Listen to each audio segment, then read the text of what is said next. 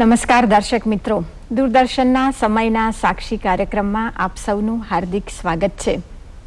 સમય તક આપે છે, સમય શીખવે છે, સમય નસીબવંતા બનાવે છે, પણ સમય પુરુષાર્થ માંગી લે છે. તો ગુજરાતની એક આગવી પ્રતિભા જેને તક મળી એ શીખી અને જેને પુરુષાર્થ પુષ્કળ કર્યો અને નસીબે યારી આપી એવી પ્રતિભા આજે દૂરદર્શનના સ્ટુડિયોમાં હાજર છે. મુકેશભાઈ પટેલ, દૂરદર્શનમાં આપનું હાર્દિક સ્વાગત છે. નમસ્કાર. મેં જે વાત કરી, નસીબે તમને ખૂબ શીખવ્યું, નસીબે તક તમને ખૂબ સારી આપી, તો શરૂઆત કરીએ 1972થી. એ સમય જ્યારે 18 વર્ષની વયે સમાજ જીવનમાં આપે ઝંપલાવ્યું, શું શીખ્યા અને એ અનુભવ આજે ક્યાં પહોંચ્યો છે? જાહેર જીવનમાં મને લાગે છે કે કદાચ આવી અમૂલ્ય તક બહુ ઓછા યુવાનોને મળી શકે. 1972-73માં જ્યારે સૌથી પહેલી ગુજરાત યુનિવર્સિટીની સેનેટમાં વિદ્યાર્થીઓને પ્રતિનિધિત્વ મળ્યું, એમાં મારો સમાવેશ થયો અને યોગાનુયોગ એ જ સમયે મને લાગે છે માત્ર ગુજરાતનું જ નહીં પણ ભારતનું એક ઐતિહાસિક એવું વિદ્યાર્થી આંદોલન, અને શરૂઆત જેની એક વિદ્યાર્થી આંદોલન તરીકે થઈ પણ પછી તો એક લોક આંદોલન બની ચૂક્યું અને વિશ્વભરમાં લોકશાહીના સંદર્ભમાં જે આંદોલને એની એક અમિટ છાપ મૂકી, એ નવનિર્માણ આંદોલનના એક આગેવાન તરીકે હું ઘણું બધું શીખ્યો. અને મને લાગે છે કે એક નાની વય જ્યારે તમને આવો એક અનોખો અનુભવ મળે તો મને લાગે છે કે એના પાઠ એ જીવનભર તમને યાદ રહે. જે કોલેજમાં ભણ્યા એ કોલેજમાં 25 વર્ષ ભણાવ્યું. તમે જે 3 વ્યક્તિઓનો તમારા જીવનમાં મહત્વપૂર્ણ ફાળો છે એમાં ઉલ્લેખ કરો છો નાણાવટી સાહેબનો, તો એ ભણાવવું, એ ટેક્સ પ્લાનિંગનું ભણ્યા અને પછી પાછું કોલેજમાં જઈને ભણાવવાનું? હું એવું માનું છું કે ખાસ કરીને વ્યાવસાયિક સંદર્ભમાં જો તમારે યુ વોન્ટ એક્સલન્સ, કે ભાઈ આજે હું છું એના કરતાં મારે જો મારા દીકરાને વધારે પ્રતિભાવંત બનાવવો હોય, આજે જે એડવોકેટ્સ કે જજીસ છે એનાથી પણ આગળ જો વધારે પ્રતિભાશાળી એડવોકેટ્સ અને જજીસ આવે એવું આપણે ઈચ્છીએ તો મને લાગે છે કે સૌ કોઈએ પોતાનું પ્રદાન કરવું જ રહ્યું. અને ખાસ કરીને આજે સામાન્ય જે ક્ષેત્રો છે એની અંદર તો professors can come only as teachers, પરંતુ જે સ્પેશિયલ ફિલ્ડ્સ છે મને લાગે છે world over we have seen કે જે વ્યાવસાયિક વ્યક્તિત્વો છે એમણે પોતાના વ્યવસાયની સાથે પોતે ઘણું બધું મેળવ્યું છે તો કંઈક આપવું પણ રહ્યું. તો હું માનું છું કે શિક્ષણના સંદર્ભમાં આ રીતે એક વિઝિટિંગ પ્રોફેસર તરીકે, અને મને મારા જે IIM નાણાવટી જે મારા પ્રેરણા સ્ત્રોત રહ્યા ખાસ કરીને કાયદાકીય શિક્ષણ માટે, એમણે મારી પાસે વચન લીધેલું કે મુકેશ તું 25 વર્ષ ભણાવીશ. મેં એમને 3 બોનસ વર્ષ આપ્યા અને 28 વર્ષ મેં નિયમિત ભણાવ્યું. કારણ કે ભણવું અને ભણતા રહેવું એ મને લાગે છે કે it is a life time thing which you just cannot give up. IIMમાં પણ કોર્પોરેટ ટેક્સ પ્લાનિંગ આપે ભણાવ્યું. IIMની અંદર પણ કોર્પોરેટ ટેક્સ પ્લાનિંગ, સર એલેશા લો કોલેજમાં, એટલે teaching has been one of my great experiences. ખરેખર તો કહું કે કાયદાના વ્યવસાયમાં, અને ખાસ કરીને મારો જે કરવેરા નિષ્ણાત તરીકેનો હું જે વ્યવસાય કહું તો બધા એમ માને જનરલી કે ભાઈ tax is a very boring field, you know. પણ I have never found tax to be boring for 3 good reasons. કારણ કે એક તો તમે જ્યારે શિક્ષણની સાથે, એટલે સતત તમે યુવાનોની સાથે, વિદ્યાર્થીઓની સાથે તમારો સંપર્ક અને સંસર્ગ રહે તો મને લાગે છે કે that keeps you also young. That is number 1.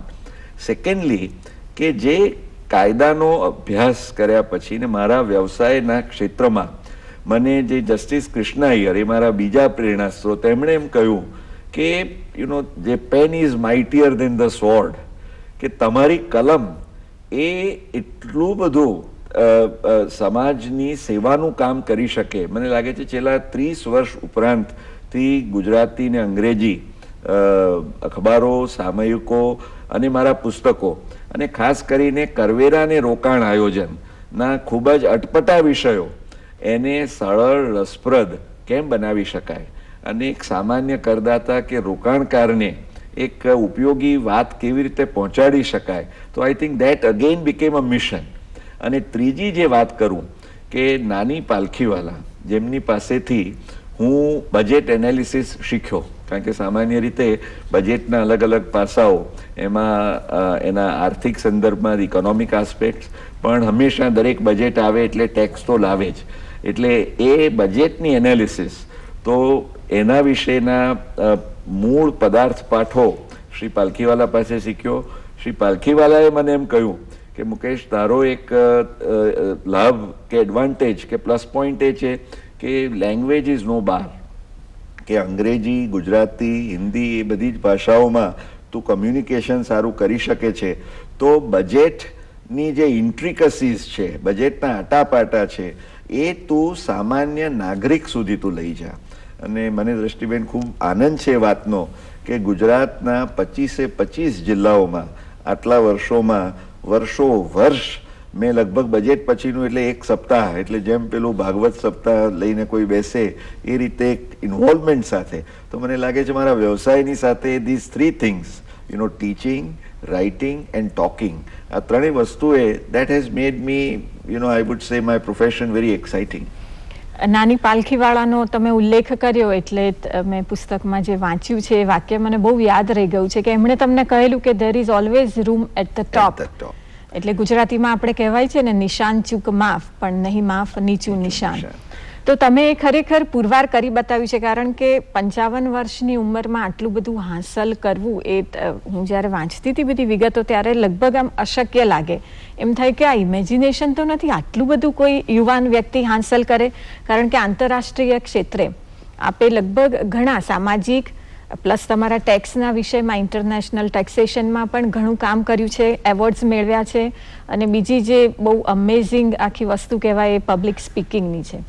એના વિશેની થોડી વાત કે કેવી રીતે એમાં જવાની પ્રેરણા મળી? પબ્લિક સ્પીકિંગ તો મને લાગે છે કે નાનપણથી જ, અને એનું શ્રેય જો મારે આપવું હોય કે મને ખરેખર મોટિવેટ કર્યો હોય તો એ મારા ફાધરે. કારણ કે હું 6 વર્ષનો હતો અને મને યાદ છે કે મારા ફાધર મને આંગળી પકડીને, હું ભાવનગરમાં હતો કારણ કે હી વોઝ ઇન્કમ ટેક્સ ડિપાર્ટમેન્ટમાં હતા, he retired as commissioner of income tax, એટલે ભારતભરમાં જુદા જુદા શહેરોમાં રહેવાનું થાય, ફરવાનું થાય. ભાવનગરમાં મને પહેલી જ એક કોમ્પિટિશન હેડ સ્પીચીસની, અને ચિઠ્ઠી ઉપાડીને બોલવાનું, અને મારો વિષય એ હતો કે શું ભારતે અણુ બોમ્બ બનાવવો જોઈએ. 3 મિનિટ વિચારીને તમારે એક્સટેમ્પોર બોલવાનું, 7 વર્ષની ઉંમરે. અને એ જે દેટ વેરી ફર્સ્ટ પ્રાઇઝ લાગ્યું એ તો ઠીક છે, પણ that became the stepping stone and then I never looked behind. પણ કમ્યુનિકેશન્સમાં પબ્લિક સ્પીકિંગની સાથે એક બહુ જ અગત્યની અને મહત્વની વાત છે કે તમારું વાંચન ખૂબ બહોળું ને વિશાળ જોઈએ. કારણ કે તમે વાંચ્યું હોય તો વિચારી શકો, વિચાર્યું હોય તો બોલી શકો, અને so it's a chain process. તો વાંચનમાં, કારણ કે એ જમાનામાં તો કોઈ ટીવીની તો વાત જ નહોતી, બીજી ઇલેક્ટ્રોનિક મીડિયા અને એ બધી વાત છોડો તમે, that was the real source of learning and education. કારણ કે નો નેટ, નો કમ્પ્યુટર, નથિંગ. તો વાંચન. તો એ વાંચન માટેની સુવિધા કરી આપવી, એ વાંચન માટેની પ્રેરણા આપવી, મને લાગે છે I always feel that the foundation was laid by my father. Public સ્પીકિંગની જે વાત તમે કરી એ તમે તમારા પોતાના નામે અમદાવાદ મેનેજમેન્ટ એસોસિએશન છે એમાં પણ એ રીતની એક બ્રાન્ચ શરૂ કરી છે જેથી નવયુવાઓને. મેં એક Mukesh Patel AMA academy for public speaking and personality development એક સેટઅપ કરેલું છે, એક નાનું અનુદાન આપીને. ધી હોલ આઈડિયા ઇઝ કે નાનપણથી જ મને એમ થયું કે જે મને મળ્યું છે એ બીજાઓને પણ મળે. અને પબ્લિક સ્પીકિંગના ક્ષેત્રે ખાસ કરીને જે આપણે વાત કરતા હતા કે મને આંતરરાષ્ટ્રીય ક્ષેત્રે જવાની જે અનેક તકો મળી. 1972માં સૌપ્રથમ જાપાન, 1981માં, ત્યાર પછી અમેરિકા, અને ત્યારથી માંડીને જ્યારથી મેં આંતરરાષ્ટ્રીય કરવેરાના વ્યવસાયમાં પદાર્પણ કર્યું એટલે લગભગ વિશ્વના 6 કોન્ટિનેન્ટ્સ, ખંડોમાં 75થી વધારે દેશો હું ફર્યો. એટલે અનેક પ્રકારના, જે નાના 5-25-50 જણના નાના સેમિનાર્સ કે વર્કશોપ્સથી માંડીને આજે નવનિર્માણના એ દિવસો યાદ કરું તો કાંકરિયા ફૂટબોલ ગ્રાઉન્ડમાં 1 લાખની મેદનીને પણ સંબોધન કરવી, અથવા તો અમારી જે બજેટની મેદનીઓ હોય હજારોમાં હોય. એટલે from a class of 5 or 15 to thousands in 50 or 100, I think એ આખી જે ડાયનામિક્સ ઓફ સ્પીકિંગ, અને માત્ર ગુજરાતમાં જ નહીં, ભારતમાં જ નહીં, વિશ્વભરમાં અનેક ફોરમો પર તમારા વ્યાવસાયિક અને એ સિવાયના મને લાગે છે કે the kind of exposure and opportunities that I got, એટલે મને વાતનો પણ ખૂબ સંતોષ રહ્યો કે ડેલ કાર્નેગી ફાઉન્ડેશન એની જે fellowship of the world academy of speakers I got way back in the early 80s, અને ત્યાર પછી ધી ઇન્ટરનેશનલ બાયોગ્રાફિકલ સોસાયટી એણે 2000માં they selected a few people as outstanding speakers of the 20th century. પણ આ બધામાં એક ભારતીય પણ છે એ હોવાનું ગૌરવ મને લાગે છે સૌથી વિશેષ રહ્યું મારા માટે. AMA, GCCI અને અમદાવાદ રેડ ક્રોસ ત્રણેય સમાજમાં ઉભરી આવી જે સંસ્થાઓ, એમાં ત્રણેય સંસ્થાઓમાં પ્રમુખ પદ શોભાવવાનું, રેડ ક્રોસમાં તો 2000થી હજુ પણ આપ પ્રમુખ પદે છો. તો આ સંસ્થાઓને જ્યાં સુધી સમાજને લાગે વળગે છે કેવું કાર્ય રહ્યું છે અને એમાં આપને કેવો આનંદ અનુભવ મળ્યો? હું માનું છું કે કોઈ પણ સંસ્થા ના તમે નેતૃત્વ લો અથવા તો પ્રમુખ તરીકેની કે કોઈ પણ મહત્વની જવાબદારી સંભાળો તો, અથવા તો હું માનું છું કે જીવનમાં તમે કંઈ પણ કરો, સંસ્થાકીય હોય, વ્યક્તિગત ક્ષેત્રે હોય કે કોઈ પણ ક્ષેત્રે, તો 2 things આર વેરી ઇમ્પોર્ટન્ટ.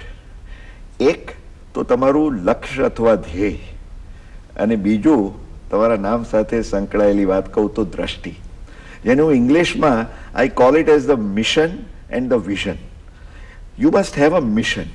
આજે અમદાવાદ મેનેજમેન્ટ એસોસિએશનમાં વર્ષોથી હું સક્રિય રહ્યો, પણ જે મારા 2 વર્ષનો પ્રમુખ પદનો કાર્યભાર હતો, મારું એક બહુ જ ફોકસ્ડ મિશન અને વિઝન હતું કે મેનેજમેન્ટ જે છે, કારણ કે ઘણીવાર એવું થાય કે અમદાવાદ મેનેજમેન્ટ એસોસિએશન ને ચેમ્બર ઓફ કોમર્સ બંનેની વાત કરું તો સામાન્ય રીતે AMAમાં જે પ્રમુખો હોય, કાં તો they are management experts or captain's of business and industry, અથવા તો ચેમ્બર ઓફ કોમર્સ એન્ડ ઇન્ડસ્ટ્રીમાં પણ ટ્રેડ અને ઇન્ડસ્ટ્રીના નિષ્ણાતો હોય. હવે હું ફ્રોમ ધ લીગલ પ્રોફેશન આમ જુઓ તો આ બંને સંસ્થાઓ માટે I was an odd man out, trying to fit in around a square peg in a round hole. પણ એનો મારો ફાયદો પણ હતો, કારણ કે I did not have any set notions or bias or prejudices about management or about business and industry. એટલે મેં દાખલા તરીકે AMA ની વાત કરું તો મારું વિઝન ને મિશન એ હતું કે ભાઈ મેનેજમેન્ટ એસોસિએશન છે તો માત્ર બિઝનેસ મેનેજમેન્ટની એટલી વાતોને સીમિત નહીં રાખતા. મેનેજમેન્ટ જે આખો વિષય છે એ જીવનમાં દરેકને સ્પર્શે છે. આજે તમે જુઓ તો વિદ્યાર્થીએ પણ એનું મેનેજમેન્ટ કરવાનું છે એના અભ્યાસના સંદર્ભમાં. ગૃહિણીની વાત કરીએ તો મને લાગે છે she is one of the most outstanding managers, because એને ઘર સંભાળવાનું, કુટુંબ સંભાળવાનું, જો વર્કિંગ વુમન હોય તો બહારનું સંભાળવાનું, અને જીવનના કયા ક્ષેત્રમાં મેનેજમેન્ટ નથી. તો મેં કહ્યું કે જો મેનેજમેન્ટ AMA ને if you have to take it to the high pedestals, then management should become a household word and management should go to the grassroots. એટલે આ એક આખા વિઝન સાથે જ્યારે અમે કામ શરૂ કર્યું અને એક પછી ટેલ નાખી કે ભાઈ we want to create a world class management complex with state of the art facilities. કારણ કે એ દિવસોમાં મને યાદ છે કે બેંગ્લોર વિશે ની બહુ બોલબાલા ચાલતી કે ભાઈ Bangalore is the IT capital of the world, Delhi વાળા કે we are the political capital, Bombay કે we are the commercial capital. તો મેં એક સ્લોગન વહેતું કર્યું કે ભાઈ Ahmedabad should become the management capital of the world. અને એ એક આખા ડાયનેમિઝમ સાથે જ્યારે અમે એક ઉપાડ્યું તો આજે જે AMA નું આ એક ભવ્ય વિશાળ જે કોમ્પ્લેક્સ છે ઊભું થઈ શક્યું, એની અનેકવિધ પ્રવૃત્તિઓ થઈ શકી. એ જ રીતે ચેમ્બર ઓફ કોમર્સની વાત કરું તો 99-2000 which was a millennium year, it was a turning going into the next century. તો તે વખતે મેં એક એવું ફોકસ આપ્યું કે ભાઈ you C Gujarat in the new millennium, કે જ્યારે આખી નવી સદી આવે છે ત્યારે ગુજરાત જે વ્યાપાર ઉદ્યોગ વ્યવસાય ક્ષેત્રે ગુજરાત એમ પણ અવ્વલ છે, પણ how can we bring in more professionalism in to the chamber?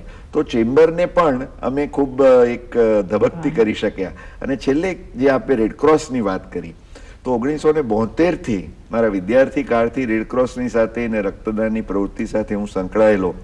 અને મને એમ થયું કે મેં જોયું કે રેડક્રોસની અંદર જે અમારા રેડક્રોસના ગુરુઓ કે ડૉક્ટર માવળંકર, ડૉક્ટર વાણી, એ બધાની પાસેથી પ્રેરણા મળીને અમે જે કે અમદાવાદ અને ગુજરાતનું એક કંઈક અનોખું પ્રદાન છે સ્વૈચ્છિક રક્તદાન ક્ષેત્રે. આપ જાણો છો કે વી આર નંબર 1, પણ મેં કીધું કે આ નંબર 1ની જે ઇમેજ છે એને પ્રોજેક્ટ કરીને that should inspire and motivate us. એટલે આ છેલ્લા દસકામાં જે રેડક્રોસની અંદર અમે ખાસ જે કંઈક પ્રગતિ કે વિકાસ સાધી શક્યા, અને એક રક્તદાન ક્ષેત્રે તો અમે અગ્રેસર રહ્યા જ, પરંતુ મને લાગે છે કે અમદાવાદ અને રેડક્રોસની વાત કરીએ તો લોકો એ વાત પણ યાદ રાખે છે કે થાલેસીમિયાથી પીડિત બાળકો આજે ભારતની અંદર ક્યાંય એક સંસ્થાએ 650થી વધુ બાળકોને અપનાવ્યા હોય અને સમાજના સાથ અને સહકારથી એ લોકોની સંપૂર્ણ જરૂરિયાતો ને અમે પૂર્ણ કરી શકીએ.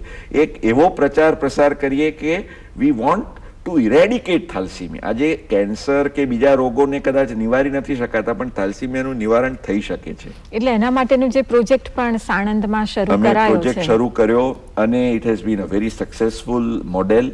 એટલે હું એવું માનું છું કે અમદાવાદ અને ગુજરાત એ કંઈક અનોખું છે. આ મિટ્ટીમાં જ કંઈક એવી વાત છે કે સમહાઉ if you have that vision and mission અને કે ફોકસ મળી જાય ને, તો મને લાગે છે કે you can create institutions of excellence. Tax પ્લાનિંગની વાત આવે, એએમએ છે, Gujarat chamber of commerce and industry, આ બધી વાતો તો ખરી, પણ પર્સનલ લેવલ પર કુટુંબ જીવનમાં તમારા પત્ની હેમાબેન સરસ એક્ટ્રેસ અને નૃત્યાંગના, દીકરી કૃતિ પણ, દીકરો જીગર પણ હવે બિઝનેસ ક્ષેત્રે આગળ વધી રહ્યો છે. તો આ અને ખાસ તો પિતાજી, આખું કુટુંબ જીવનને અને એને આટલો બધો સમય આપવો અને સાહિત્ય, સંગીત, કલામાં આટલો રસ લેવો, કેવી રીતે તમે પોતે મેનેજ કરો છો? દ્રષ્ટિબેન, એક તો ખૂબ જ સંતોષ અને આનંદની બાબત એ છે કે અમારા કુટુંબમાં નાઉ we have 3 generations of taxmen. My father, he retired as Commissioner of Income Tax. I have been an international tax expert. અને દીકરાને એક સહજ પ્રેરણાથી એણે વધારે, મારાથી પણ વધારે, હું LLB રહ્યો તો એણે નક્કી કર્યું કે હું LLM કરીશ. દીકરીએ નક્કી કર્યું કે હું MBA ને માસ્ટર્સ ઇન કમ્યુનિકેશન્સ કરીશ. એટલે આપણા દીકરા દીકરીઓ હંમેશા મારો ભાવ એ જ રહ્યો છે કે મને કેટલું બધું મળ્યું મારા પિતા પાસેથી, મારા ગુરુઓ પાસેથી, મારા સ્વજનો પાસેથી, મારા મિત્રો પાસેથી. તો એમ થયું કે એ હું આપી શકું મારા કુટુંબને અને સમાજને. તો એ ભાવના હંમેશા રહી.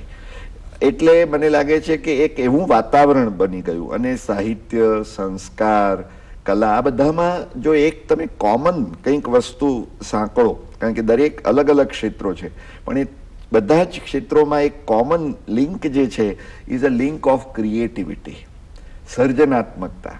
એટલે મને લાગે છે કે એમાં છે તો એ સંગીત અને નૃત્યમાં એની સર્જનાત્મકતા છે. નહીં તો ભાગ્યે જેવું બને. મને ખૂબ આનંદ થયો મારા માટે કે માતા અને પુત્રી બંને સાથે એમનું કુચીપુડીનું રંગ પ્રવેશમ કર્યું.